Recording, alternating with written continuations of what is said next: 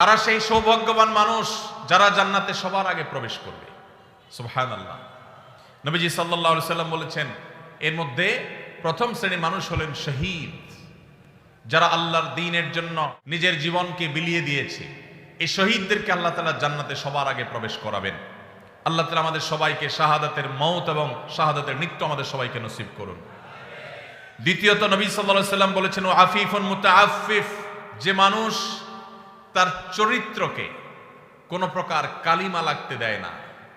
ময়লা থেকে যেরকম আমরা আমাদের কাপড় চোপড়, আমাদের আঁচলকে তুলে ধরে বাঁচাবার জন্য আমরা সংগ্রাম করি, সমাজের চতুর্পাশে হারামের হাতছানি, অবৈধ সম্পর্কের জোয়ার চলছে, এইরকম পরিস্থিতিতেও যে মানুষ তার চরিত্রকে বাঁচাবার জন্য সংগ্রাম করে, চেষ্টা করে, পরিশ্রম করে, সাধনা করে, জয়ী হয়, নবীজি সাল্লাল্লাহু আলাইহি সাল্লাম বলেছেন, এই চরিত্র সংরক্ষণকারী মানুষটা যে হারাম রিলেশনে জড়ায় নাই, আল্লাহ তাআলা জান্নাতে এই লোককে প্রথম প্রবেশ করাবেন।